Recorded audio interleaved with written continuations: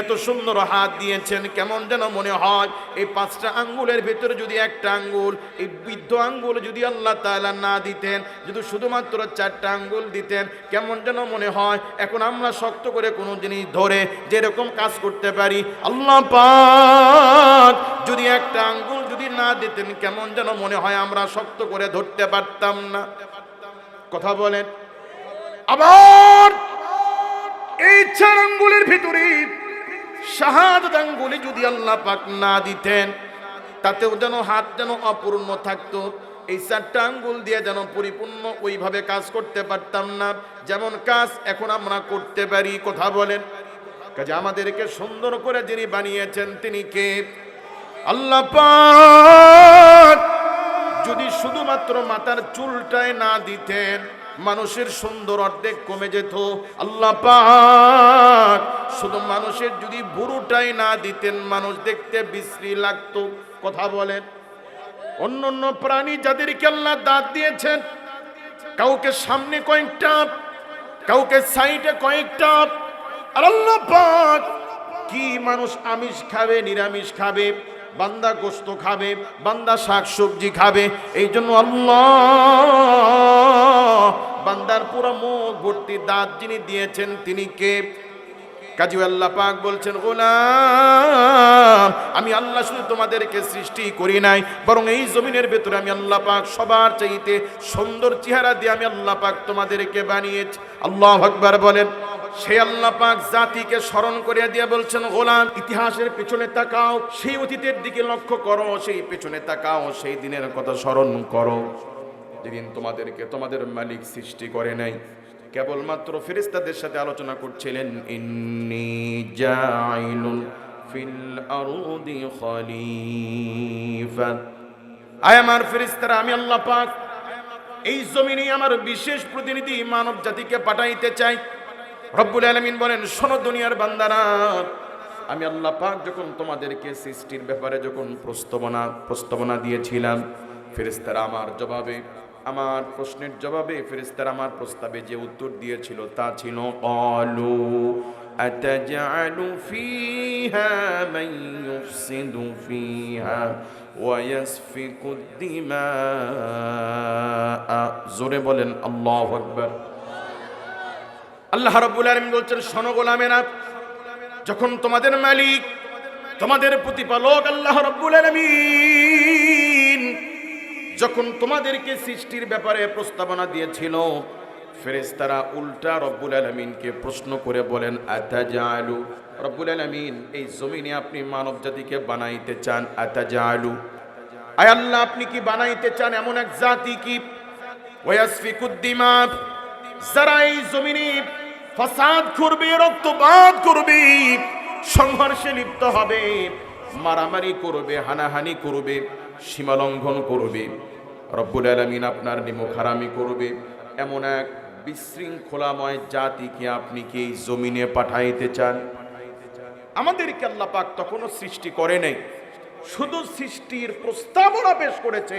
আল্লাহ পাক বলেন, সেই সময়ের সিচুয়েশন, পরিস্থিতি এতটা দুরূহ ছিল যে ফেরেশতারা তারা তাদের পক্ষ থেকে যুক্তি দিয়ে আল্লাহ তাআলাকে বুঝাচ্ছেন যে তারা মানব সৃষ্টির পক্ষে নয়, কারণ তারা আশঙ্কা করছে, আল্লাহ এদেরকে যে আপনি মহব্বত করে সৃষ্টি করবেন, এরাও পৃথিবীতে জিন জাতির মতো হানাহানি করবে, মারামারি করবে, নিমুখারামি করবে, সংঘর্ষে লিপ্ত হবে।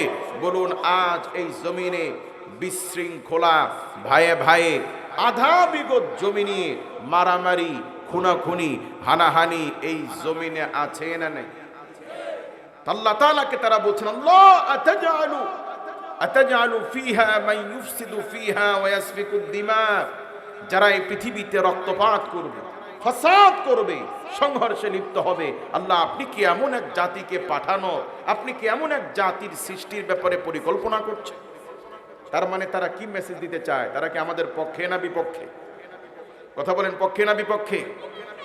শুধু এতটুকুই নয়, বরং আল্লাহ রাব্বুল আলামিন বলছেন, তারা আরো বলল, নাহনু নুসাব্বিহু বিহামদিকা ওয়া নুকদ্দিসু লাক ক্বালা ইন্নী আ'লামু মা লা তা'লামুন। আল্লাহু আকবার বলেন।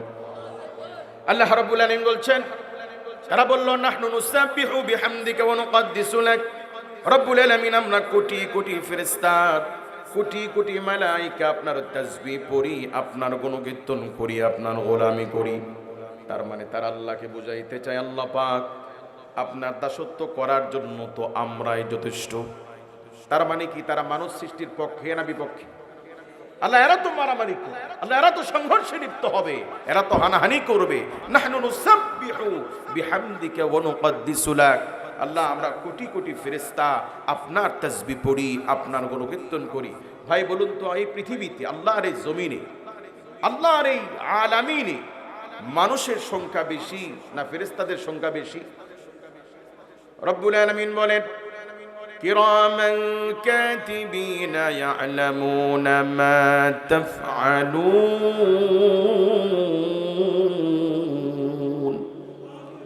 আমাদের প্রতিটি ব্যক্তির ডানে বামে দুজন করে দায়িত্বশীল তত্ত্বাবধায়ক নিযুক্ত রাখা হয়েছে। ইয়ালামুনা মা তাফআলুন, আমরা যা কিছু করি তারা সব জানে, দেখছে, আমাদেরকে অবজার্ভ করছে। আমরা যা করি দুনিয়ার কেউ না জানলেও তারা এটাকে নোট করে তারা লিপিবদ্ধ করছে। কথা বলেন ঠিক কি না? নবী করিম সাল্লাল্লাহু আলাইহি ওয়াসাল্লাম বলছেন, আমাকে যখন মেরাজে নেওয়া হলো, সেখানে দেখলাম সপ্তম আসমানের উপরে সিদরাতুল মুনতাহার উপরে, সিদরাতুল মুনতাহায় সপ্তম আসমানের উপরে একটি মসজিদ আছে, ফেরেশতাদের জন্য একটি মসজিদ, যে মসজিদের নাম হচ্ছে মসজিদে বাইতুল মামুর। কি নাম? নবীজি বলছেন এই মসজিদের অবস্থা আল্লাহর ঘর কাবার একেবারে ঠিক বরাবর, কাবার ঠিক বরাবর সপ্তম আসমানের উপরে ফেরেশতাদের একটি মসজিদ আছে, এই মসজিদের নাম মসজিদ বাইতুল মামুর। এই বাইতুল মামুরে 70,000 ফেরেশতা সদা জামাতের সাথে 2 রাকাত করে নামাজ পড়েন। একদল ফেরেশতা নামাজ পড়ে ফারিক হয়ে বের হয়, আরেক দল ফেরেশতা প্রবেশ করে। এভাবে কিয়ামত পর্যন্ত বাইতুল মামুরে ফেরেশতারা অনবরত বিরতিহীনভাবে আল্লাহর ঘর বাইতুল মামুরে নামাজ পড়েন। একদল ফেরেশতা যারা নামাজ পড়ে কিয়ামতের আগ পর্যন্ত দ্বিতীয়বার সেখানে নামাজ পড়ার আর সুযোগ তার হবে না। সুবহানাল্লাহ বলতে ইচ্ছা করলো না আপনাদের? তাতে কি বুঝলেন? আমাদের চেয়ে তাদের সংখ্যা কম না বেশি? এর উপর আল্লাহ পাক বড় আদর করে, মায়া করে, মহাব্বত করে আমাদেরকে সৃষ্টির ব্যাপারে আল্লাহ পাক সংকল্প করলেন, আমার ফেরেশতারা তোমরা যে মেসেজ দিতে চাও এরা মারামারি করবে, এরা হানাহানি করবে, সংঘর্ষে লিপ্ত হবে। তোমরা বলতে চাও নাহনু নুসাব্বিহু বিহামদিকা ওয়া নুকদ্দিসু লাক, তোমরা কোটি কোটি ফেরেশতা আমি আল্লাহর তাসবিহ পড়ো, কিন্তু আমার ফেরেশতারা শোনো, ইন্নী আ'লামু মা লা তা'লামুন।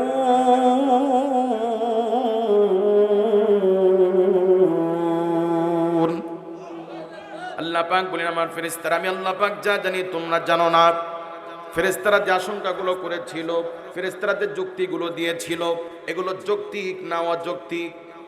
সব যৌক্তিক। যৌক্তিক হওয়ার পর আল্লাহ পাক সব সমালোচনা, সব পর্যালোচনা, ফেরেশতাদের সব মতামতকে আল্লাহ তাআলা দূরে ঠেলে দিয়ে আল্লাহ পাক তিনি বললেন, ইন্নী আ'লামু মা লা তা'লামুন, নিশ্চয় আমি আল্লাহ পাক যা জানি তোমরা জানো না। এরপর আল্লাহ পাক বড় আদর করে, মায়া করে আমাদেরকে সৃষ্টি করেছেন। কথা বলেন ঠিক কি না? কাজী আল্লাহ পাক বলছেন, এরা গোলাম স্মরণ করো ওই দিনের কথা যেদিন তোমাদেরকে আমি আল্লাহ পাক সৃষ্টির ব্যাপারে আলোচনা করছিলাম। সেদিন ফেরেশতারা তোমাদের বিপক্ষে ছিল, তারা তোমাদেরকে সৃষ্টির পক্ষে ছিল না। এরপরও আমি মালিক, আমি রহমানুর রহিম, বড় আদর করে, মায়া করে আমি আল্লাহ পাক তোমাদেরকে সৃষ্টি করেছি। আজ এই জমিনে আল্লাহর গোলাম হয়ে আসার পরে ন্যূনতম কোনো ভদ্রতা, ন্যূনতম কোনো শুকরিয়াতা, ন্যূনতম আল্লাহর দয়ার প্রতি কোনো কৃতজ্ঞতা আমাদের আছে কি? আল্লাহ পাক বলছেন, আল্লাযী কুল হুয়াল্লাযী আনশাআকুম ওয়া জাআলা লাকুমুস সামআ ওয়াল আবসারা ওয়াল আফইদা ক্বালীলাম মা তাশকুরুন।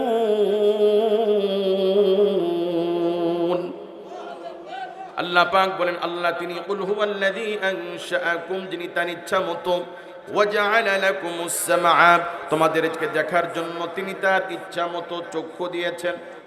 ওয়াজআলা লাকুমুস সামআ ওয়াল আবসার, তিনি তোমাদেরকে শোনার জন্য কান দিয়েছেন। ওয়াল আবসার, দেখার জন্য চক্ষু দিয়েছেন। ওয়াল আফইদা, চিন্তা করার জন্য তোমাদেরকে অন্তরকরণ দিয়েছেন। আজ আমাদেরকে দেখার জন্য চোখ, শোনার জন্য কান, চিন্তা করার মতো অন্তরকরণ যিনি দিয়েছেন তিনি কে? আল্লাহ পাক বলেন ক্বালিলাম মা তাশকুরুন, তোমরা খুব কম সংখ্যক ব্যক্তি আল্লাহর শুকরগুজারি করো। আজ এই জমিনে মানুষ 1000 টাকা দিলে, আমি ক্যান্সারের রোগী হলে ডাক্তার যদি বলে আপনি বেশি দিন বাঁচবেন না, আপনার চিকিৎসার জন্য 2 কোটি টাকা লাগবে, বলুন 2 কোটি টাকা কি মুহূর্তের ভেতরে আমরা জোগাড় করতে পারবো? ওই সময় যদি কোনো শিল্পপতি দয়া করে যদি আমার দিকে যদি দানের হাত বানায় দেয়, আল্লাহর মুখ বান্দা টেনশন করিও না, তোমার চিকিৎসার টাকাটা আমি দিব, বলুন তো কৃতজ্ঞতায় তার জন্য দোয়া, কৃতজ্ঞতায় শুকরিয়াতান তার জন্য চোখের পানি আনন্দে আসবে কি আসবে না? তাহলে এই পৃথিবীতে আমার বিপদকালীন সময় কেউ আমারে টাকা দিয়ে সাহায্য করলে তার প্রতি আমার দয়া চলে আসে, তার জন্য আমার চোখে পানি চলে আসে, তার জন্য বিনয় মাথাটা নত হয়ে আস যে রব্বে কারীম, আল্লাহ পাক আমারে কুকুর শুকুর বিড়াল না বানিয়ে মানুষ বানিয়েছেন। ওই আল্লাহর জন্য 5টা ওয়াক্ত নামাজ পড়ব, এই ধৈর্য সবুর আমার নাই। ভাবখানা এমন যে এই পৃথিবীতে মানুষ হিসেবে এসেছি, এটা আমার অধিকার, যেন এই দুনিয়া আমার পৈতৃক সম্পত্তি, এরকম একটা ভাব আমাদের মধ্যে কাজ করে কি করে না? আপনারা যদি বলেন করে না, আমি বলবো করে। করে বলেই নামাজের এত বয়ান, নামাজ না পড়লে এত শাস্তি, আমাদের দিলের মধ্যে কোনো ভয় কাজ করে না। কথা বলেন ঠিক কি না? কাজেই জমিনে আমাদেরকে এত নিয়ামত যিনি ভিক্ষা দিয়েছেন তিনি কে? পরম যত্নে যিনি আমাদেরকে সৃষ্টি করেছেন তিনি কে? আল্লাহ পাক যে সৃষ্টি জগৎ তৈরি করেছেন, তাতে আমাদের ভেতরে কারোর মধ্যে কি বিন্দু পরিমাণ সন্দেহ আছে? ইমাম আবু হানিফা রহমতুল্লাহি আলাইহির সাথে এক নাস্তিকের বাহাস হবে। কি বাহাস? নাস্তিকের দাবি দেয়ার ইজ নো গড, স্রষ্টা বলতে কিচ্ছু নাই, এগুলো সব প্রাকৃতিক, এগুলো এমনি এমনি, চাঁদ সূর্য আসমান জমিন এগুলো সব এমনি এমনি হয়েছে। এই নিয়ে ইমাম আবু হানিফা রহমতুল্লাহি আলাইহির সাথে নাস্তিকের বাহাস হবে। নির্দিষ্ট দিনে নির্দিষ্ট সময় বাহাসের আয়োজন করা হলো, নাস্তিক যথাসময় উপস্থিত। কিন্তু বিপত্তি বাজলো যে ইমাম আবু হানিফা রহমতুল্লাহি আলাইহি তিনি এখনো সময় মতো মঞ্চে আসতে পারেননি। নাস্তিক অনেকক্ষণ অপেক্ষা করার পরে মুস্কি মুস্কি হাসছে আর বলছে আমার ধারণা ছিল যে মৌলবী সাহেব আসবে না, কারণ তার যুক্তি নাই, তার জ্ঞান নেই। নাউজুবিল্লাহ বলে। অনেকক্ষণ সময় পরে হাঁপাইতে হাঁপাইতে ইমাম আবু হানিফা রহমতুল্লাহি আলাইহি তিনি আসলেন। নাস্তিক বললেন কি ব্যাপার হুজুর, আমার তো ধারণা ছিল আপনি হয়তো জ্ঞানী মানুষ হবেন, আপনি হয়তো বুঝবান হবেন, আপনি হয়তো সময়ের ব্যাপারে সচেতন ব্যক্তি হবেন, কিন্তু আপনি প্রথমে আপনার ব্যাপারে আমার ভিতরে যে ধারণা ঢুকিয়ে দিয়েছেন, তাতে তো আমার মনে হচ্ছে যে আপনার জ্ঞানের ব্যাপারে আমার প্রশ্ন আছে। বাহাস পরে হবে, আলোচনা পরে হবে, আগে আপনি বলুন কেন এত দেরি করেছেন? ইমাম আবু হানিফা রহমতুল্লাহি আলাইহি বলেন ভাই এই জন্য দেরি হয়েছে, কারণ হলো এই মঞ্চে আসার আগে আমার বাড়ি থেকে এখানে আসতে একটা নদী পার হইতে হয়। কি পার হইতে হয়? তো আমি যখন নদীর কাছে গেলাম দেখি পারাপার হওয়ার মতো কোনো নদীতে কোনো বাহন নাই, নৌকা নাই, ফলে অপেক্ষা করতে লাগলাম। হঠাৎ লক্ষ্য করে দেখি আমার চোখের সামনে উপর থেকে একটা গাছের বীজ পড়ল। মুহূর্তের ভিতরে বীজ থেকে একটা চারা অঙ্কুরিত হলো। দেখতে দেখতে গাছটা বড় হলো, বিশাল মহিরুহ আকৃতি নিল। মুহূর্তের ভিতরে একটা করাতে সে গাছটা একা একা কেটে ফেললো। মুহূর্তের ভিতরেই তক্তা হয়ে গেল। একটা কাঠের সাথে আরেকটা কাঠ, একটা তক্তার সাথে আরেকটা কাঠ একা একা লেগে একটা নৌকা হয়ে গেল। নৌকা নদীতে ঝাঁপ দিল। নৌকা দেখা মাত্র আমি নৌকার উপরে বসলাম, মাঝিবিহীন নৌকা আমাকে পার করে দিল। এই আসতে যতটুকু দেরি হয়েছে, নাস্তিক বলছে আমি তো মনে করছি আপনি জ্ঞানবান ব্যক্তি, কিন্তু যে আষাঢ়ে গল্প আপনি সাজিয়েছেন এটা কি পাগলও বিশ্বাস করবে যে আপনি দাঁড়িয়ে আছেন, নৌকা নাই, হঠাৎ করে একটা বীজ পড়লো, গাছ বের হলো, গাছ বড় হলো, একা একা তক্তা কেটে গেল, একা একা নৌকা তৈরি হলো, এটা কি সম্ভব? ইমাম আবু হানিফা রাহমাতুল্লাহ আলাইহি বলছেন বাহাস তো এখানে, তোমার সাথে আমি কি বাহাস করব? মুহূর্তের ভিতরে একা একা একটা বীজ জমিনের উপর যদি না হয়, একা একা যদি এই মুহূর্তে বড় হতে পারে, একা একা যদি একটা গাছ নিজেকে না কাটতে পারে, মিস্ত্রি ছাড়া, মানুষের সহযোগিতা ছাড়া একটা নির্জীব গাছ যেমন একা একা তক্তা হতে পারে না, মিস্ত্রি ছাড়া একা একা যেমন একটা নৌকা হতে পারে না, মাঝি ছাড়া যেমন নৌকা পার হতে পারে না, তুমি কিভাবে ধারণা করো বিশাল আসমান জমিন আল্লাহ ছাড়া একা একা হতে পারে? কথা বলেন ঠিক কি না? কাজেই तमाम পৃথিবী যিনি সাজিয়েছেন বলুন তিনি কে? আল্লাহ পাক বলছেন আল্লাযী জাআলা লাকুমুল আরদা ফিরাশান ওয়াস সামাআ বিনাআন ওয়া আনজালা মিনাস সামাই মাআন فأخرج به من الثمرات رزقا لكم الله أكبر বলেন। আল্লাহ তাআলা বলছেন তিনি আল্লাহ আল্লাযী জাআলা লাকুমুল আরদা ফিরাশা, যিনি জমিনে তোমাদের জন্য জমিনকে করেছেন বিছানার মতো নরম।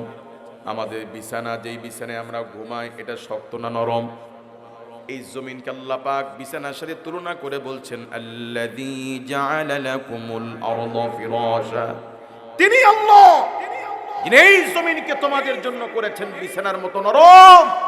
চাইলে আল্লাহ পাক এই জমিনকে লোহার চেয়ে, সীসা ঢালা প্রাচীরের চেয়ে শক্ত জমিন আল্লাহ পাক এই জমিনের ভূমিকে করতে পারতেন। যদি করতেন তাহলে মানুষ তার প্রয়োজনে বিল্ডিং এর ইমারতের জন্য জমিন খনন করতে পারত না, পুকুর খাল বিল নদী নালা খনন করতে পারত না।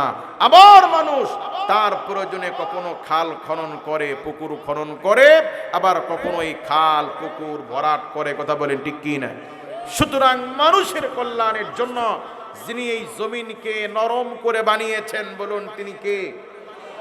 وأنزل من السماء ماء فأخرج به من الثمرات رزقا لكم আল্লাহ পাক বুঝাচ্ছেন গোলাম তিনি আল্লাহ যিনি তোমাদের রিজিকের জন্য আসমান থেকে বৃষ্টি বর্ষণ করে এই জমিনকে, এই জমিনের বৃক্ষরাজি উৎপাদন হওয়ার জন্য মাটিকে বৃষ্টির পানি দিয়ে যিনি উর্বর করেন, চিৎকার করে বলুন তিনি কে? একটি ফুলের গাছে, ফুলের টপে প্রতিদিন বাড়ির টিউবওয়েলের পানি দেন, পুকুরের পানি দেন, আর আল্লাহর বৃষ্টি প্রদত্ত পানি দেন, দেখবেন পুকুরের পানি, নলকূপের পানি, সাবমার্সিবলের পানির চেয়ে বৃষ্টির পানি দ্বারা গাছ যেন বহুত গুণ শক্তিশালী আর তরু তাজা হয়ে ওঠে। কথা বলেন ঠিক কি? এই জমিনের মাটিকে উর্বর, মাটিকে সমৃদ্ধশালী, সারে ভরপুর করার জন্য যিনি বরকতপূর্ণ বৃষ্টির পানি দ্বারা এই জমিনে তোমাদের জন্য রিজিক ফল ফলাদির ব্যবস্থা যিনি করেন বলুন তিনি কে? ওই আল্লাহ পাক আদর করে মোহাব্বত করে আমাদেরকে বানিয়েছেন। আল্লাহ পাক বলছেন গোলাম স্মরণ করো ওই দিনের কথা যেদিন তোমাদের মালিক, তোমাদের রব তোমাদেরকে নিয়ে আলোচনা করছিল ফেরেশতাদের সাথে। ফেরেশতারা প্রত্যক্ষ পরোক্ষভাবে তোমাদেরকে সৃষ্টির ব্যাপারে নিষেধাজ্ঞা করেছিল, তারা তোমাদেরকে সৃষ্টির বিপক্ষে ছিল। এরপরও আমি আল্লাহ পাক বড় আদর করে মায়া করে তোমাদেরকে বানিয়েছেন। কে বানিয়েছেন? আজ আল্লাহর জমিনে সবচেয়ে বেশি সুবিধাভোগী জাতি হচ্ছে আমরা। আমাদের মতো এত রিজিক, আমাদের মতো এত সম্মান, আমাদের মতো এত আরাম, আমাদের মতো এই জমিনে এত নিয়ামত জমিনে আর কি কেউ খায়? আল্লাহ পাক জমিনের সব ভালো ভালো খানা আমাদেরকে দিয়েছেন। একটা পাকা আমকে, একটা গাছের আমকে আমরা ডাউলে দিয়ে খাই, আচার বানায়া খাই, মুরব্বা বানায়া খাই, ভর্তা বানিয়ে খাই, জুস বানিয়ে খাই। বলুন তো এই জমিনে আমাদের মতো একটা আমকে এত প্রসেসে আর কেউ খায়? কাজে আমিন সেই মালিক তোমাদের কি জমিনে এত নিয়ামত দিয়েছেন, সে আল্লাহর গোলামি করা দরকার আছে না নাই? রব্বুল আলামিন আয়াতের পরে আয়াত আল্লাহ পাক বলেন وعلم آدم الأسماء كلها ثم عرضهم আল্লাহ পাক বলেন আমি আল্লাহ পাক আদমকে সৃষ্টি করে জমিনের সব বস্তুর নাম আমি আদমকে শিক্ষা দিয়েছি। কাকে দিয়েছেন? আল্লাহ পাক তিনি তার সৃষ্টি জগৎকে তিনটা ভাগে বিভক্ত করেছেন। নাম্বার এক, ফেরেশতারা, তাদেরকে আল্লাহ পাক খাবারের শক্তি দেন নাই, তারা খাবার থেকে মুক্ত, তারা ঘুমান না, তাদেরকে আল্লাহ পাক জৈবিক চাহিদা দেয় নাই। তাহলে ফেরেশতারা গঠনগত দিক থেকে এমন এক প্রাণী যারা খায় না, ঘুমায় না, স্ত্রী সহবাস করে না, জৈবিক চাহিদা থেকে মুক্ত, তাহলে তারা আলাদা একটা কোয়ালিটি, ঠিক কি না? এরপরে জমিনে অন্যান্য যে প্রাণীগুলো আছে আমরা দেখি, গরু, ছাগল, ভেড়া, বকরি, আমাদের চতুষ্পাশে যেই প্রাণীগুলো দেখি আল্লাহ পাক এদেরকে জৈবিক চাহিদা দিয়েছেন, আল্লাহ পাক এদেরকে খাবারের শক্তি দিয়েছেন, আল্লাহ পাক এদেরকে নিদ্রা দিয়েছেন, কিন্তু আল্লাহ পাক এদেরকে মানুষের মতো জ্ঞান দেন নাই। কি দেয় নাই? আর এ মানুষকে আল্লাহ পাক এমন গঠন প্রণালী দিয়ে সৃষ্টি করেছেন, মানুষকে আল্লাহ পাক ঘুম দিয়েছেন, মানুষকে আল্লাহ পাক খাবারের শক্তি দিয়েছেন, মানুষকে আল্লাহ পাক জৈবিক চাহিদা দিয়েছেন, পাশাপাশি আল্লাহ পাক এই জাতিকে আমাদেরকে আল্লাহ পাক স্পেশাল এক মহান নিয়ামত আল্লাহ পাক আমাদেরকে জ্ঞান দিয়েছেন, ইলম দিয়েছেন। কি দিয়েছেন? জ্ঞান দিয়েছেন। যে জ্ঞান আল্লাহ পাক অন্যান্য প্রাণীকে আমাদের মতো দেন নাই, যেমন জ্ঞান আল্লাহ আমাদেরকে দিয়েছেন। কথা বলেন ঠিক কি না? সে কথায় আল্লাহ পাক বলেন আমি আদমকে তৈরি করে وعلم آدم الأسماء كلها ثم عرضهم على الملائكة فقال أنبئوني بأسماء هؤلاء إن كنتم صادقين الله أكبر বলেন। রব্বে করিম বলেন আমি আদমকে সৃষ্টি করে এই জমিনের সমস্ত বস্তুর নাম আমি আদমকে শিক্ষা দিলাম। আদম আলাইহিস সালামকে আল্লাহ পাক জমিনের সব জিনিসের নাম শিক্ষা দিয়ে আল্লাহ পাক বলছেন আমি ফেরেশতাদেরকে বললাম ফেরেশতারা তোমরা আমার বান্দাদেরকে বনি আদমকে সৃষ্টি করতে তোমরা পরোক্ষ প্রত্যক্ষভাবে নিষেধ করেছিলে, সুতরাং তোমরা এই জিনিসের নাম বলে দাও তো, এটার নাম কি, এই জিনিসটার নাম কি বলুন তো। আজকে আমরা মোবাইল দেখি চিনি বলেই মোবাইলের নাম বলতে পারি, কিন্তু আজ থেকে 100 বছর আগে যদি মোবাইল ফোন আল্লাহ পাক কারোর সামনে ধরে বলতেন যে ফেনীর লোকেরা বলো তো এই জিনিসের নাম কি, আমরা কি বলতে পারতাম? অথবা যেই জিনিস এখনো আবিষ্কৃত হয় নাই, আমাদের মৃত্যুর 100 বছর পরে যে জিনিসটা পৃথিবীতে অ্যাভেলেবল হবে, ওই রকম একটা অপ্রস্তুত জিনিস যদি আমাদেরকে দেখিয়ে বলা হয় যে বলো তো এইটা কি, আমরা কি বলতে পারবো? তো ফেরেশতাদেরকে আল্লাহ পাক তো সব জিনিসের নাম শিক্ষা দেন নাই। তো ফেরেশতাদেরকে যখন বললেন তোমরা এই জিনিসগুলোর নাম বলে দাও, আল্লাহ পাকের এই প্রশ্নের জবাবে ফেরেশতারা বলল ক্বালু সুবহানাক, আল্লাহ সমস্ত প্রশংসা আপনার, লা ইলমা লানা, আমাদের কোনো জ্ঞান নাই, আমাদের কোনো ইলম নাই, ইল্লা মা আল্লামতানা, আল্লাহ ততটুকু ছাড়া যতটুকু আপনি আমাদেরকে শিক্ষা দিয়েছেন। সুবহানাল্লাহ বলেন।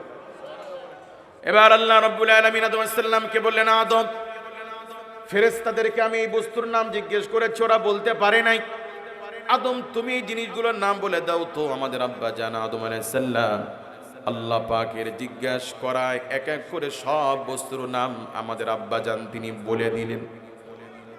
জ্ঞানের প্রতিযোগিতায় ফেরেশতাদের এবং মানুষের মাঝে কম্পিটিশনে ফেরেশতারা পরাজিত হয়েছে আর বিজয়ী হয়েছে আমাদের মানব জাতির আদি পিতা হযরতে আদম আলাইহিস সালাম। কথা বলেন ঠিক কি না?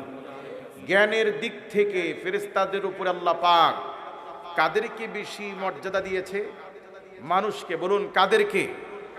মানুষকে আল্লাহ পাক যে জ্ঞান দিয়েছেন সেই জ্ঞান কত বেশি? আল্লাহ পাক বলেন খুব বেশি দেই নাই, ওমা উতিতুম মিনাল ইলমি ইল্লা কলিলা, মানুষকে আমি আল্লাহ পাক খুব সামান্য জ্ঞান দিয়েছি।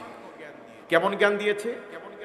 মুফাসসিরিন কিরামগণ ব্যাখ্যা করেন মহাসমুদ্রের ভেতরে একটা সুই চুবানোর পরে সেই সুই উঠালে মহাসমুদ্রের তুলনায় একটি সুইয়ের মাথায় 4 ভাগের 1 ভাগ পানি তো মনে হয় নিশ্চয়ই উঠবে, নাকি? 2, 4, 5, 10 কেজি মহাসমুদ্রের তুলনায় একটা সুই সমুদ্রে চুবানোর পরে এই সুইয়ের মাথার আগায় যেমন যত কিঞ্চিত সমুদ্রের তুলনায় তুলনা করার মতো নয়, এত নগণ্য আল্লাহ পাক তিনি তার গোলামদেরকে, মানুষকে আল্লাহ পাক তার চেয়ে খুব স্বল্প জ্ঞান দিয়েছেন। সুবহানাল্লাহ বলেন। আল্লাহ পাক আমাদেরকে সৃষ্টি করার পরে বলছেন, আমি আল্লাহ পাক সমস্ত বাধা কি সমস্ত ফেরেশতাদের যুক্তিগুলোকে অপেক্ষা করে আমি আল্লাহ পাক আদর করে তোমাদেরকে বানিয়েছি। আবার কিভাবে বানিয়েছে আল্লাহ পাক বলেন, ওয়াত্তিনি ওয়াজ্জাইতুনি ওয়া তুরি সিনিনা ওয়া হাযাল বালাদিল আমিন। আল্লাহু আকবার বলেন। সূরাতুত তিনের শুরুতে আল্লাহ পাক চারটি জিনিসের কসম খেয়েছেন। সূরাটির নাম কি? সূরা ৩। কয়টা কসম খেয়েছেন? চারটি। ওয়াত্তিনি ওয়াজ্জাইতুন, দুইটি জান্নাতি ফল, তিন এবং জাইতুন ফলের কসম। ওয়াতুরি সিনিন, তুর পাহাড়ের স্মৃতি বিজড়িত, যেই পাহাড়ে দাঁড়িয়ে আল্লাহর পয়গম্বর আল্লাহর সাথে কথা বলতেন, সেই তুর পাহাড়ের কসম কে আল্লাহ পাক বলছেন ওয়াতুরি সিনিন, তুর পাহাড়ের কসম।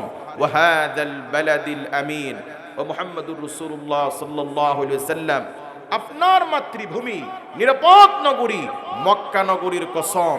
চারটি জিনিসের কসম কে আল্লাহ পাক বলছেন, লাকাদ খলাকনাল ইনসানা ফি আহসানি তাকওয়িম, আমি আল্লাহ পাক মানুষকে শুধু সৃষ্টি করি নাই, বরং এই জমিনের সমস্ত প্রাণী থেকে, সমস্ত জাত কুল থেকে আমি আল্লাহ পাক মানুষকে সুন্দরভাবে অব্যয় চেহারা দিয়ে, গঠন প্রণালী দিয়ে আমি আল্লাহ পাক আমার প্রিয় মাখলুক মানুষকে আমি আল্লাহ পাক তৈরি করেছি। আল্লাহু আকবার বলেন। কার কথা? সেই জন্য এই পৃথিবীতে মানুষ যদি বিবস্ত্র থাকি, বিবস্ত্র মানুষের চাইতে বস্ত্র পরিহিত মানুষকে দেখতে ভালো লাগে। মানুষ যদি দামি জামা পরে, দামি জুতা পরে, দামি ঘড়ি পরে, চশমা পরে, মানুষকে দেখতে আগের তুলনায় বেশি ভালো লাগে। কথা বলেন ঠিক কি না? কিন্তু মানুষের শরীর থেকে জামা কাপড়, জুতা, স্যান্ডেল, ঘড়ি, চশমা এগুলো খুলে যদি গরুর গায়ে পরা দেওয়া হয়, ছাগলের গায়ে যদি পরা দেওয়া হয়, মানুষের ঘড়ি, চশমা, ব্লেজার যদি অন্য প্রাণীর শরীরে পরা দেওয়া হয়, দেখা যায় ওদেরকে সুন্দর লাগে না, বরং ওদেরকে সাজাইতে গেলে বিশ্রী লাগে। ঠিক না? মানুষের জুতা গরুর পায়ে পরায় দিলে গরুকে ভালো লাগবে না, মানুষের গায়ের ব্লেজার গরুকে পরায় দিলে ভালো লাগে না, ওদেরকে খারাপ লাগে। কিন্তু আল্লাহ প্রদত্ত, যাদেরকে আল্লাহ নিজ কুদরতি হাত দিয়ে সুন্দর করে বানিয়েছেন মানুষ, সে মানুষ যত সাজতে চায়, মানুষকে যত সাজানো হয়, মানুষ দেখতে ততই যেন বিউটিফুল হয়। কথা বলেন ঠিক কি না? কাজে আমাদেরকে শুধু আল্লাহ পাক সৃষ্টি করেন নাই, আল্লাহ পাক জমিনের সব প্রাণীর চেয়ে সুন্দর চেহারা অব্যয় দিয়ে আল্লাহ আমাদেরকে বানিয়েছেন। সুবহানাল্লাহ বলেন। এই যে চোখ, এটা কার দেওয়া?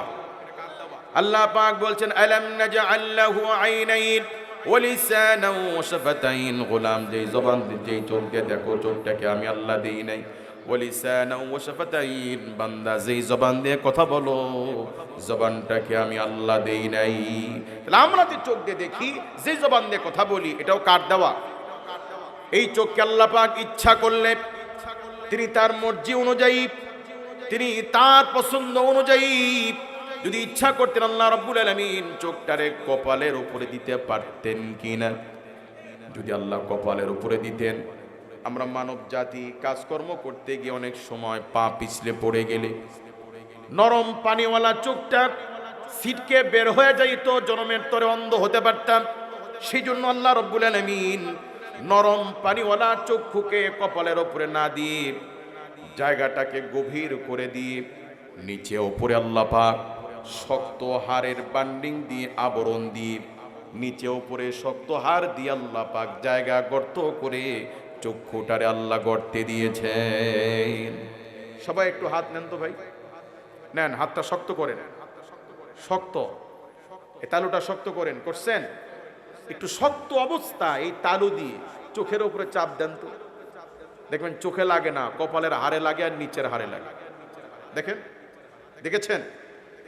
যেই রব আমার আপনার কল্যাণের জন্য, আমার আপনার চোখের হেফাজতের জন্য চোখটারে কপালে না দিয়ে যিনি সুশোভিত করে চোখকে গর্তের ভিতরে দিয়ে যিনি আমাদেরকে সুন্দর করে বানিয়েছেন, তিনি কি?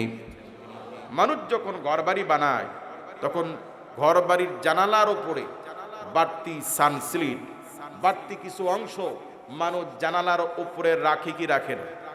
কেন রাখে? যেন উপরের ধুলাবালি, বৃষ্টির পানি আর গাছের পাতা যেন সরাসরি রোমের ভেতরে প্রবেশ করে রোমটা যেন নোংরা না হয়। সেই জন্য মানুষ বুদ্ধি করে জানালার উপরে বাড়তি সানস্লিট রাখে। আল্লাহ পাক মানুষের কল্যাণের জন্য চোখের উপরে ভুরু দিয়েছেন, যেন কপালের ধুলাগুলো গড়িয়ে গড়িয়ে সরাসরি যেন বান্দার চোখে প্রবেশ করে অমূল্য সম্পদ চোখ যেন নষ্ট না হয়। এই জন্য আল্লাহ পাক চোখের উপরে ভুরু দিয়েছেন। আল্লাহু আকবার বলেন। আবার আল্লাহ রাব্বুল আলামিন চোখের হেফাজতের জন্য চোখের নিচে এবং উপরে আল্লাহ পাক পাপড়ি দিয়েছেন। প্রতি মিনিটে অসংখ্য বার আমাদের নিয়ন্ত্রণের বাহিরে এই পাপড়িটা ওঠানামা করে, নাড়াচাড়া করে, ধুলাবালি থেকে আমাদের চোখে ফিল্টারিং করে যিনি আমাদেরকে সুস্থ রাখেন, পানিওয়ালা চোখকে যিনি সুস্থ রাখেন, বলুন তিনি কে? ওই আল্লাহ পাক কালামুল্লাহর মধ্যে মানুষের ব্যাপারে বলেন, গোলাম আমি আল্লাহ, লাকাদ খালাকনাল ইনসানা ফি আহসানি তাকওয়িম, আমি আল্লাহ জমিনে তোমাদেরকে সুন্দর করে বানিয়েছি। আমরা সুন্দর, আমাদেরকে সুন্দর করে যিনি বানিয়েছেন তিনি কে? এই জমিনে আমাদের যদি পিঠ চুলকায়, হাত দিয়ে আমরা কি আনন্দে চুলকাই, যেখানে হাতও পায় না, হাত যেখানে পৌঁছায় না, কাঠি দিয়ে লাঠি দিয়ে আমরা চুলকাইতে পারি। যদি তাতেও কাজ না হয়, পাশে কেউ থাকলে বলতে পারি, ভাই আমার পিঠটা চুলকাইতেছে, একটু পিঠটা চুলকায়া দাও। আমরা সারা গরু, আমরা সারা অন্য প্রাণী যারা আছে, ওদের হাত নাই যে পিঠ চুলকাইলে পিঠটা চুলকাবে, জবান নাই কাউকে বলবে, হাত নাই যে হাত দিয়ে নিজেরটা নিজে চুলকিয়ে নিবে। কথা বলেন ঠিক কি না? আমাদের জন্য যিনি এত সুন্দর হাত দিয়েছেন, কেমন যেন মনে হয় এই 5টা আঙ্গুলের ভেতরে যদি একটা আঙ্গুল, এই বৃদ্ধ আঙ্গুল যদি আল্লাহ তাআলা না দিতেন, যদি শুধুমাত্র 4টা আঙ্গুল দিতেন, কেমন যেন মনে হয় এখন আমরা শক্ত করে কোনো জিনিস ধরে যেরকম কাজ করতে পারি, আল্লাহ পাক যদি একটা আঙ্গুল যদি না দিতেন, কেমন যেন মনে হয় আমরা শক্ত করে ধরতে পারতাম না। কথা বলেন। আবার এই 4 আঙ্গুলের ভিতরে শাহাদাত আঙ্গুলে যদি আল্লাহ পাক না দিতেন, তাতেও যেন হাত যেন অপূর্ণ থাকতো। এই 4টা আঙ্গুল দিয়ে যেন পরিপূর্ণ ওইভাবে কাজ করতে পারতাম না যেমন কাজ এখন আমরা করতে পারি। কথা বলেন। কাজে আমাদেরকে সুন্দর করে যিনি বানিয়েছেন তিনি কে? আল্লাহ পাক যদি শুধুমাত্র মাথার চুলটাই না দিতেন, মানুষের সুন্দর অর্ধেক কমে যেত। আল্লাহ পাক শুধু মানুষের যদি ভুরুটাই না দিতেন, মানুষ দেখতে বিশ্রী লাগতো। কথা বলেন। অন্য প্রাণী যাদেরকে আল্লাহ দাঁত দিয়েছেন, কাউকে সামনে কয়েকটা, কাউকে সাইডে কয়েকটা, আর আল্লাহ পাক কি মানুষ আমিষ খাবে, নিরামিষ খাবে, বান্দা গোশত খাবে, বান্দা শাকসবজি খাবে। এই জন্য আল্লাহ বান্দার পুরো মুখ ভর্তি দাঁত যিনি দিয়েছেন তিনি কে? কাজী আল্লাহ পাক বলছেন, গোলাম আমি আল্লাহ শুধু তোমাদেরকে সৃষ্টি করি নাই, বরং এই জমিনের ভেতরে আমি আল্লাহ পাক সবার চাইতে সুন্দর চেহারা দিয়ে আমি আল্লাহ পাক তোমাদেরকে বানিয়েছি। আল্লাহু আকবার বলেন। ওই আল্লাহ তাআলাকে একটু আদর করে ডাক দেন আল্লাহ। আরো জোরে ডাক দে বলেন আল্লাহ। কোন নামে যে ডাকি বলো না প্রভু আগে, যে নাম ধরে ডাকি তোমায় সেই নামই ভালো লাগে। কোন নামে যে ডাকি বলো না প্রভু আগে, ওই নামে যে এত মধু, ওই নামে যে এত মধু কে জানি তো আগে। কোন নামে যে ডাকি বলো না প্রভু আগে। তাহলে আমাদের প্রতিটি অঙ্গ প্রত্যঙ্গ, প্রতিটি নিয়ামত যিনি ভিক্ষা দিয়েছেন তিনি কে? আল্লাহ পাক সূরাতুল ইয়াসিনের শেষ অংশে আল্লাহ পাক বলেন ইন্নামা আমরুহু ইযা আরাদা শাইআন আন ইয়াকুলা লাহু কুন ফায়াকুন। আল্লাহু আকবার বলেন। আল্লাহ পাক বলেন জমিনে আমি আল্লাহ, আসমান জমিনে আমি আল্লাহ যখন কোনো কিছু বানাইতে চাই আমি শুধু বলি কুন হও, ফায়াকুন হয়ে যায়। আল্লাহু আকবার বলেন। এই পৃথিবীর তুলনায় 13 লক্ষ গুণ বড় সূর্য, এত বড় সূর্য বানাইতে আল্লাহ পাকের 2, 4, 5, 10 দিন, 20 দিন, 100 দিন সময় লাগে নাই। এত বড় সূর্য বানাইতে আমার মালিক আল্লাহ পাকের কোটি কোটি ফেরেশতা লাগে নাই, আল্লাহ পাকের ইঞ্জিনিয়ার লাগে নাই, আল্লাহ পাকের রড সিমেন্ট লাগে নাই। আল্লাহ শুধু বলেন কুন হও ফায়াকুন হয়ে যায়। সুবহানাল্লাহ বলেন। কিন্তু আল্লাহ পাক तमाम পৃথিবীর সব বস্তু বানিয়েছে কোন শব্দ দিয়া, কিন্তু আল্লাহ পাক এ মানুষকে কোন দিয়া বানান নাই। আল্লাহ মানুষদেরকে নিজের কুদরতি হাত দিয়ে বানিয়েছে। আল্লাহু আকবার বলেন। এরপর আল্লাহ পাক বলছেন আমি আল্লাহ মানুষকে শুধু সৃষ্টি করি নাই, বরং আল্লাহ পাক বলছেন ওয়ালাকাদ কাররামনা বানি আদম, আমি আল্লাহ আদমকে বানিয়ে तमाम পৃথিবীর সমস্ত মাখলুকের উপরে আমি আল্লাহ আমার বান্দাদের মর্যাদা আমি আল্লাহ আকাশ চুম্বি করে দিয়েছি। সমস্ত মাখলুকের ভিতরে, আল্লাহর সমস্ত প্রাণীর ভিতরে, আল্লাহর সমস্ত সৃষ্টি জীবের ভিতরে কাদের ইজ্জত বেশি? আমাদের। কাদের? এই ইজ্জত কে দিয়েছে? এই জন্য দিয়েছে যে আমাদের গায়ে শক্তি খুব বেশি, নাকি আমরা দুর্বল? আল্লাহ বলছেন না গোলাম তোমরা শক্তিশালী নও, বরং আমি আল্লাহ রব্বুল আলামিন জমিনে তোমাদেরকে তৈরি করেছি দুর্বল করে। আল্লাহ পাক বলছেন ওয়া খুলিকাল ইনসানু দাঈফা, মানুষ সৃষ্টিতে শক্তিশালী নয়, মানুষ সৃষ্টিতে দুর্বল। আল্লাহ আমাদেরকে দুর্বল করে বানিয়েছে। বলেন না ভাই কি করে বানিয়েছেন? মুরগির বাচ্চা যখন ডিম থেকে বের হয় তখন তার জন্য ধাত্রী লাগে না, ডিম থেকে মুরগির বাচ্চা বের হওয়ার জন্য সিজার লাগে না। বলুন তো ডিমের আবরণ এটি কিছুটা হলেও শক্ত আছে না নাই? মুরগির ছোট্ট বাচ্চা, কচি বাচ্চা, এই বাচ্চা ডিম থেকে বের হওয়ার সময় ধাত্রী লাগে না। মুরগির বাচ্চা নিজের কচি ঠোঁট দিয়ে ডিমের আবরণকে ভেঙে মুরগির বাচ্চা একা একা বের হয়ে আসে। সুন্দরবনের হিংস্র বাঘ, সিংহ, ওরা যখন ওদের বাচ্চা প্রসব করে ওদের তো সিজার লাগে না, আর নরমাল ডেলিভারির জন্য ওদের ধাত্রী লাগে না। কিন্তু আমরা পৃথিবীতে আসার ক্ষেত্রে আমাদের নানি, খালা, ফুফি, আম্মারা যদি না ধরতো আমরা আসতে পারতাম? মরে যাওয়ার সম্ভাবনা ছিল কি না? আমরা দুর্বল, আমরা কি সেই জন্য আমাদের ধাত্রী লাগে, অন্য প্রাণীদের ধাত্রী লাগে। আমার এই পৃথিবীতে আসার পরে গরুর বাছুর 1 ঘন্টা লাগে না, দাঁড়ায় যায়, গোটা গ্রাম ছোটাছুটি করে। মুরগির ছোট্ট বাচ্চা 1 ঘন্টা লাগে না, জমিনে বের হয়ে আসার পরে একটু নাড়াচাড়া দিয়ে দাঁড়িয়ে কিছুক্ষণ পরেই মার সাথে আদার খাওয়া শুরু করে দেয়, চালের গুঁড়া খাওয়া শুরু করে দেয়, ভাতের কোনা খাওয়া শুরু করে দেয়। কিন্তু আমরা পৃথিবীতে আসার পরে যদি আমাদের নানি, খালা আম্মারা, ফুপি আম্মারা ধরে যদি মার স্তনে না লাগাইতো, বলুন 1 ফোঁটা দুধ খাওয়ার ক্ষমতা এই জাতির ছিল কি ছোটবেলায়? যে আমরা দুর্বল, আমরা কি? গরুর বাছুর দাঁড়ানোর জন্য 1 ঘন্টা লাগে না, গোটা গ্রাম দৌড়াদৌড়ি করে। কিন্তু আমরা পৃথিবীতে মানুষ আসার পরে দাঁড়ানোর জন্য, বসার জন্য, হাঁটার জন্য 6 মাস, 7 মাস, 8 মাস, 1 বছর সময় পার হয়ে যায়, কারণ আমরা জাতে দুর্বল। আমরা কি? গায়ে যত শক্তি হোক, যদি ডায়রিয়াতে 5 বার বাথরুমে যাওয়া লাগে, শরীরে আর শক্তি থাকে? সুতরাং এ মানুষ দুর্বল। সেই জন্য মানুষ কখনো কখনো তরুণ হোক, বালক হোক, তরুণী হোক, অনেক সময় মানুষ চোখে দেখে না, চশমা লাগে। মানুষের জীবনে এমন এক সময় আসে যখন মানুষ হাঁটতে পারে না, লাঠির সাপোর্ট লাগে, লাঠিতেও কাজ হয় না। কখনো কখনো মানুষের জন্য হুইল চেয়ার লাগে কি লাগে না? কিন্তু আমরা ছাড়া এই জমিনে এমন কোনো প্রাণী নাই ওরা চোখে কম দেখে, চশমা লাগে, হাঁটতে পারে না, লাঠি লাগে, হাঁটতে পারে না, হুইল চেয়ার লাগে, এমন কি কেউ আছে? তাহলে আমাদের লাঠি লাগে, আমাদের চশমা লাগে, আমাদের হুইল চেয়ার লাগে, কারণ আমরা দুর্বল। ভাই আমরা কি?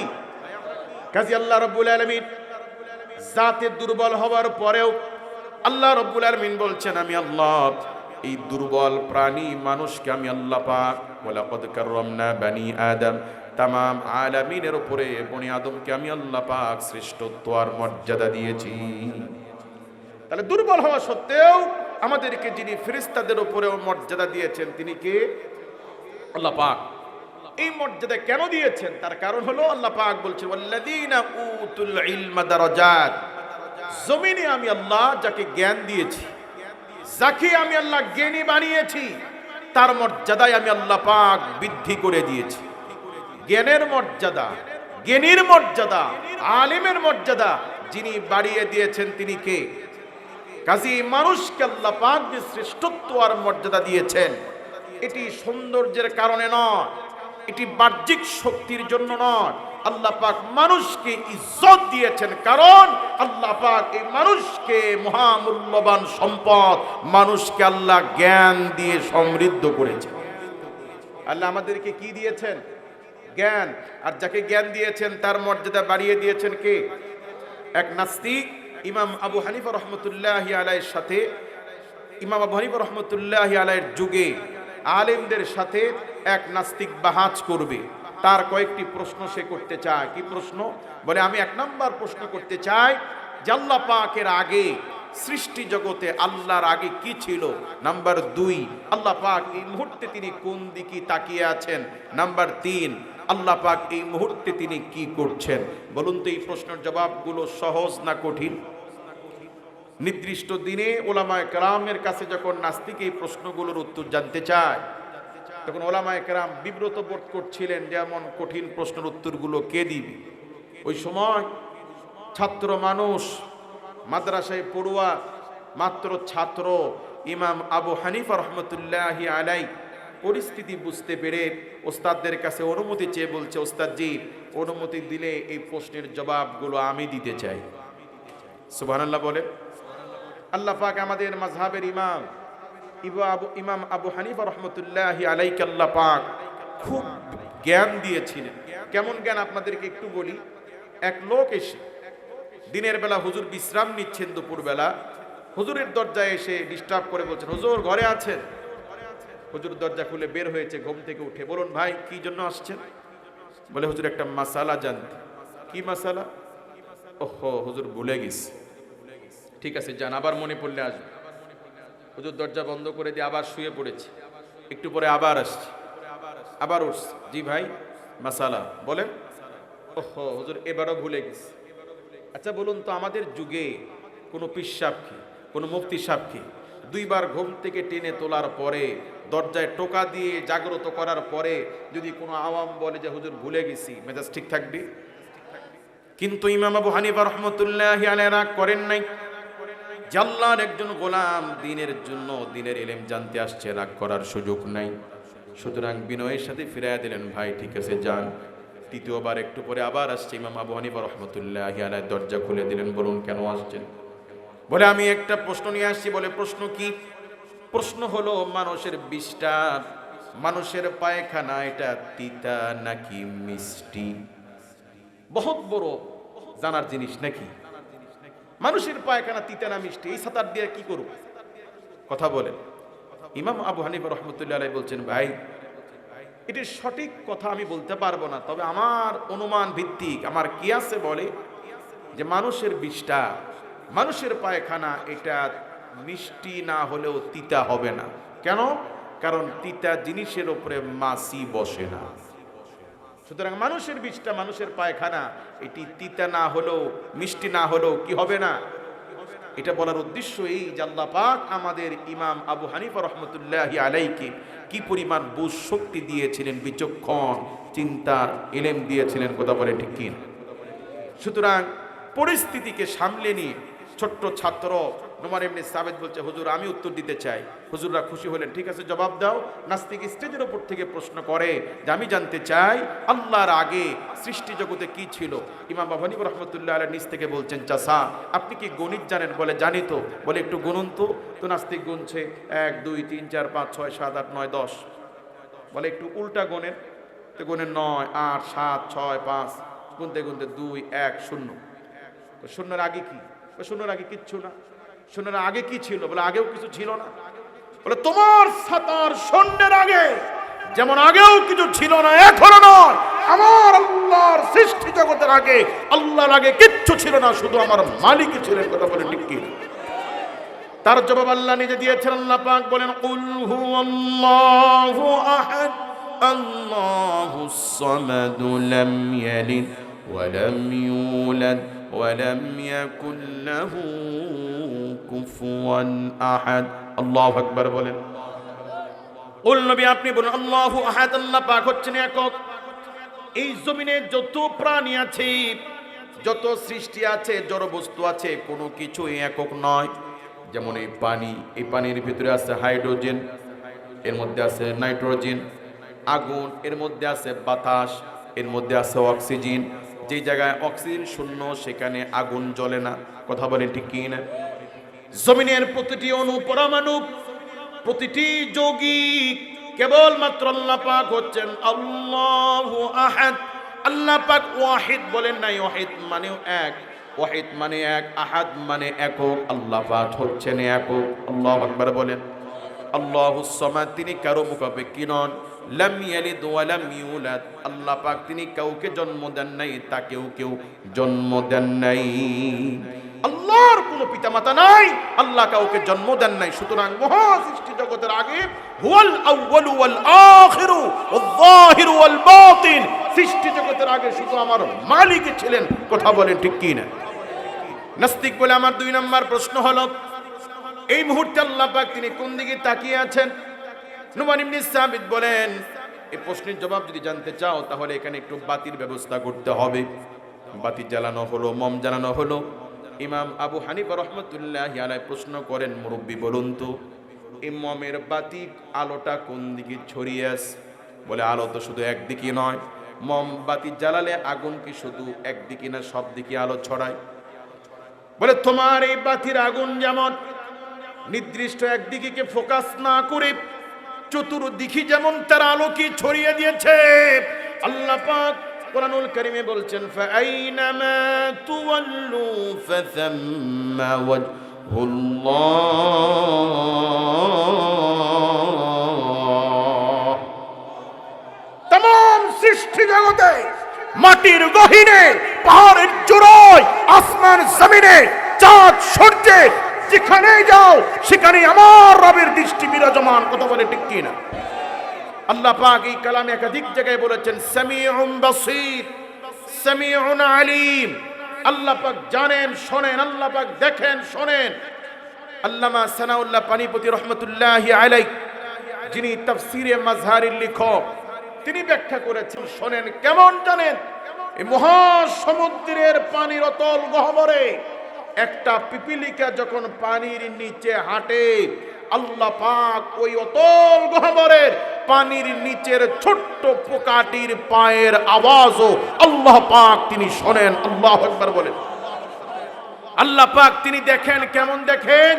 তিনি ব্যাখ্যা করেছেন, এই পৃথিবীর একটা গাছ শিকড়ের মাধ্যমে জমিন থেকে রস নির্যাস পানি শোষণ করে, গাছ তার পাতার শিরায় শিরায় যে রস পৌঁছিয়ে দেয়, নিচের জমিনের পানি গাছের মাধ্যমে, শিকড়ের মাধ্যমে পানি উঠে উঠে গাছের শিরায় উপশিরায় যে রস পৌঁছিয়ে দেয়, আমার রব আল্লাহ পাক তিনি সেটাও দেখেন। কথা বলেন ঠিক কি না? সেই জন্য এই পৃথিবীতে মানুষ মজলুম হলে, মানুষ নির্যাতিত হলে, মানুষ অধিকার থেকে বঞ্চিত হলে, তাম পৃথিবীর যে কোনো মানুষ তার রবকে ডাক দিলে মহাসমুদ্রের উত্তাল ঢের ভেতরে গোলাম বিপদে পড়লে গোলাম যার কাছে ফরিয়াদ করে, বলুন তিনি কে? যখন আগুন লাগে, মানুষ যখন অসহায় হয়ে যায়, চোখের সামনে যখন দাও দাও করে তার স্থাবর অস্থাবর জায়গা জমি যখন নষ্ট হয়, তখন তার ফরিয়াদ যিনি শোনেন, বলুন তিনি কে? কাজে আল্লাহ পাক বলছেন, আল্লাহ তিনি ফাইনামা তুওয়াল্লু ফাতাম্মা ওয়াজহুল্লাহ, আল্লাহ পাক তিনি যার দৃষ্টি তামাম আলামিন জুড়ে বিস্তৃত। কথা বলেন ঠিক কি না? নাস্তিক বলে আমার 3 নাম্বার প্রশ্ন। কি প্রশ্ন? বলে আল্লাহ পাক তিনি এই মুহূর্তে কি করছেন, আল্লাহ পাক এই মুহূর্তে কি করছেন এটা জানতে চাই। ইমাম আবু হানিফা রাহমাতুল্লাহ আলাইহি বলছেন, চাচা এতক্ষণ আপনি আমাকে 2টা প্রশ্ন করেছেন, আমি আদবের সাথে 2টা প্রশ্নের উত্তর দিয়েছি, এখন আমি আপনাকে একটা প্রশ্ন করি। বলো করো। বলে আমার প্রশ্ন হলো, যে ব্যক্তি প্রশ্ন করে সে জ্ঞানী না যে উত্তর দেয় সে জ্ঞানী? কে জ্ঞানী বলুন তো? যে উত্তর দেয় সে জ্ঞানী, আর যে প্রশ্ন করে সে আওয়াম, সে জানে না বলেই প্রশ্ন করে, আর যে উত্তর দেয় সে জ্ঞানী বলেই উত্তর দেয়। ঠিক কি না? চাচা দুঃখজনক হলেও সত্য, আমি লক্ষ্য করে দেখছি, আমি স্টেজের নিচ থেকে আপনার প্রশ্নের উত্তর দিচ্ছি, আর আপনি অত্যন্ত অভদ্রতার সাথে, উশৃঙ্খলতার সাথে, আদব কায়দাবিহীন স্টেজের উপরে বসে বসে প্রশ্ন করছেন, আর আমি ছোট বাচ্চা স্টেজের নিচ থেকে উত্তর দিচ্ছি। এটা কি আদবের খেলাফ নয়? এটা কি অনুচিত নয়? নাস্তিক আসলে কথা ঠিক। তাহলে আপনি নিচে নামেন, আমাকে উপরে বসতে দেন। নাস্তিক লজ্জা পেয়ে মাথা নিচু করে স্টেজের নিচে গেছে। ইমাম আবু হানিফা রাহমাতুল্লাহি আলাইহি স্টেজের উপরে এসে বসছে, বসে বলেন, এবার আপনার প্রশ্ন করুন। বলে আমার প্রশ্ন হচ্ছে, আল্লাহ পাক তিনি এই মুহূর্তে কি করছেন? বলে আল্লাহ পাক কি করছেন? আল্লাহ পাক তো বলেই দিয়েছেন, কুলিল্লাহুম্মা মালিকাল মুলকি তুতিল মুলকা মান তাশা ওয়া তানজিউল মুলকা মিম্মান তাশা। আল্লাহ পাক বলছেন, কুল আমার বান্দারা বলো, মালিকাল মুলক, আল্লাহ পাক আপনি হচ্ছেন মালিকাল মুলক, তামাম মুলকিয়াতের মালিক হচ্ছেন আপনি। তুতিল মুলকা মান তাশা ওয়া তানজিউল মুলকা মিম্মান তাশা। আল্লাহ যেহেতু গোটা ক্ষমতা তামাম আলামিনের সমস্ত মুলকিয়াতের সমস্ত রাজত্বের মালিক, যেহেতু আপনি যাকে খুশি ক্ষমতায় বসান, যাকে খুশি ক্ষমতার থেকে লাথি দিয়া জমিনে ফালায়া দেন। অত ইজ্জু মান তাশা, যাকে খুশি ইজ্জত দেন। অত জিল্লু মান তাশা, যাকে খুশি বেইজ্জত করেন। কাজী আল্লাহ পাক এই মুহূর্তে আমাকে, আমার মতো ছোট্ট নগণ্য গোলামকে, ছোট্ট ছাত্রকে স্টেজের ওপর থেকে সসম্মানে স্টেজের ওপরে আল্লাহ পাক এই মুহূর্তে আমাকে বসিয়েছেন। আর আপনার মতো বয়বৃদ্ধ নাস্তিক বেয়াদবকে আল্লাহ পাক কানে ধরিয়ে লাঞ্ছনা করে আপনাকে স্টেজ থেকে আল্লাহ পাক এই মুহূর্তে নিচে নামিয়েছে। সুতরাং এই জমিনে আল্লাহ পাক তার জ্ঞান দিয়েছে, যাকে আল্লাহ জ্ঞান দিয়েছে তার মর্যাদা আল্লাহ কি করেছেন? সুতরাং আল্লাহ রাব্বুল আলামিন জ্ঞানকে ইসলাম সর্বাধিক বেশি মূল্যায়ন করেছেন। এই জন্য এই জমিনে জ্ঞানের দাম আছে না নাই? কিন্তু বস্তুত আজ এই জমিনে ইলমের কোনো কদর নাই, ইলমের কোনো দাম বর্তমানে আমরা দেখি না।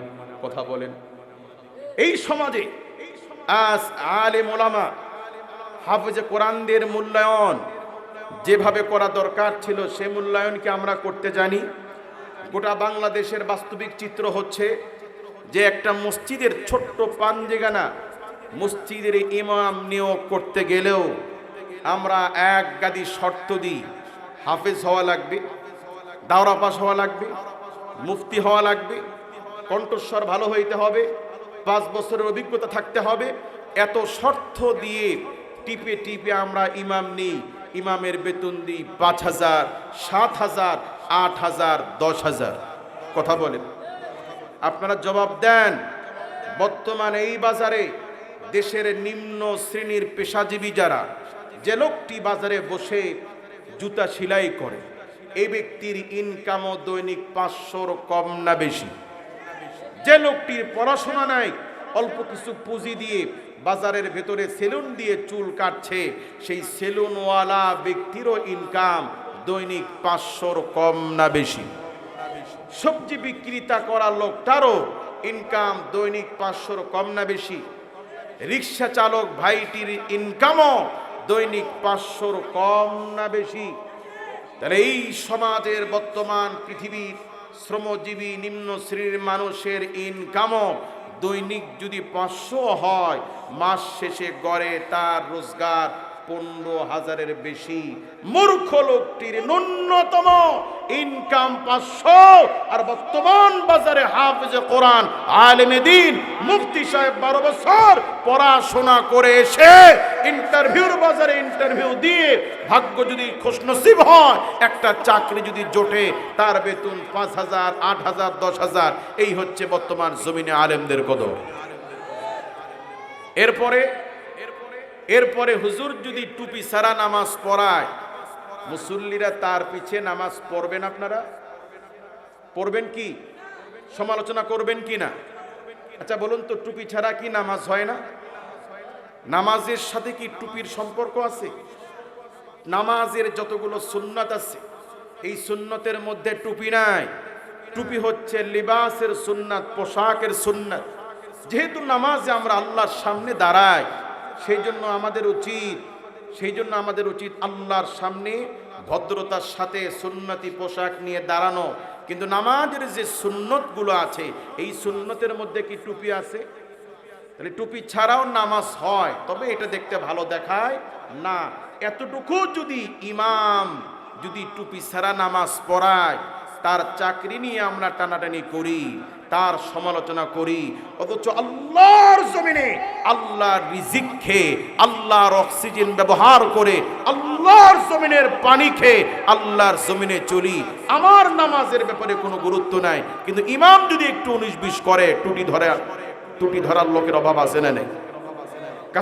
সুতরাং এই জমিনে আজ আমরা আলেমদের এলেমের কদর আমরা করতে জানি না, অথচ ইসলাম সবচেয়ে বেশি গুরুত্ব দিয়েছে এলেমের ক্ষেত্র। বলা হয় যেই জাতি যত শিক্ষিত, সেই জাতি তত বেশি উন্নত। এই জন্য বলা হয় জাতির শিক্ষা হচ্ছে জাতির মেরুদণ্ড। যোগ চিনি তো আমরা নাকি? জঙ্গলের পাতায় পাতায় চড়া যে যোগগুলোকে আমরা দেখি, এই যোগ বেচারা কোমর সোজা করে দাঁড়াইতে চায়, কিন্তু সোজা হয়ে থাকতে পারে না। কেন? তার ভেতরে আল্লাহ মেরুদণ্ড আর দেয়নি। কথা বলে। সুতরাং জাতির মেরুদণ্ড হচ্ছে শিক্ষা। যেই জাতি শিক্ষাকে যত বেশি মূল্যায়ন করবে, এই জাতি তত বেশি উন্নত। আল্লাহ পাক ইসলামের ভিতরে সবচেয়ে বেশি গুরুত্ব দিয়েছে জ্ঞান অর্জনকে। এই জন্য আল্লাহ পাক যদি কোরআন নাজিল করেছে তামাম পৃথিবীর সমস্ত মানুষের জন্য, মানুষকে আল্লাহ পাক ইবাদত করে, মানুষকে আল্লাহ পাক সৃষ্টি করেছেন ইবাদতের জন্য।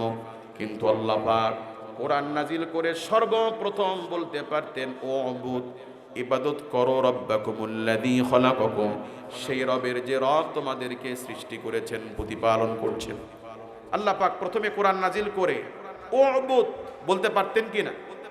যেহেতু মানুষকে আল্লাহ সৃষ্টি করেছেন ইবাদতের জন্য, কিন্তু আল্লাহ পাক স্রষ্টার পক্ষ থেকে মাখলুকের প্রতি কোরআন নাজিল করে আল্লাহ পাক প্রথমে উবুদ না বলে আল্লাহ পাক বলছেন ইকরা, পড়ো।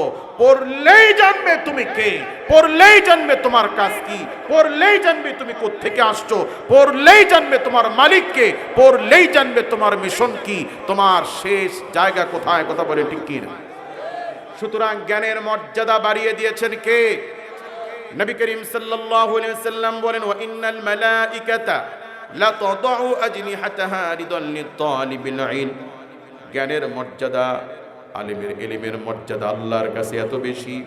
একজন আলেম নয়, মাদ্রাসা পড়ুয়া একজন বাচ্চা, যে ব্যক্তি মক্তবে যায় মাত্র আলিফ বা তা সা শিখে, আল্লাহর পয়গম্বর বলেন এই বাচ্চাও যখন জমিনে চলে, তার পায়ের নিচে ফেরেশতারা নূরের পাখা এই ছাত্রের পায়ের নিচে তারা বিছিয়ে দেয়। সুবহানাল্লাহ বলবেন না? আল্লাহর সৃষ্টির মধ্যে সম্মানজনক মাখলুক ফেরেশতারা, জ্ঞানের মর্যাদা এত বেশি, যে ব্যক্তি এখনো আলেম হয় নাই, মাত্র পড়ছে, মাত্র আলিফ বা তা সা শিখছে, মক্তব পড়ুয়া ছাত্রটি যখন ঘর থেকে বের হয়ে বুকের সাথে কায়দা নিয়ে যখন জমিনমুখী হয়, মাদ্রাসামুখী হয়, মসজিদমুখী হয়, ওই ছাত্রের পায়ের নিচে আল্লাহ পাকের ফেরেশতারা নূরের পাখা বিছিয়ে দেয়। নাওমুল আলিমি খায়রুম মিন ইবাদাতিল জাহিল। আলিমের মর্যাদা আল্লাহর কাছে এত বেশি, জালিমেরও ঘুম আওয়ামের নফল ইবাদতের চেয়ে আল্লাহর কাছে বেশি মর্যাদাবান। সুতরাং আলিমের মর্যাদা বাড়িয়ে দিয়েছেন কে? জ্ঞানীর মর্যাদা দিয়েছেন কে? কিন্তু আমরা জ্ঞানীর মূল্যায়ন করতে পারি নাই। কথা বলেন ঠিক কি না? নবী সাল্লাল্লাহু আলাইহি সাল্লাম বলেছেন, মান ক্বরাআল কুরআন ওয়া হাফিযাহু আদখালাহুল্লাহুল জান্নাহ।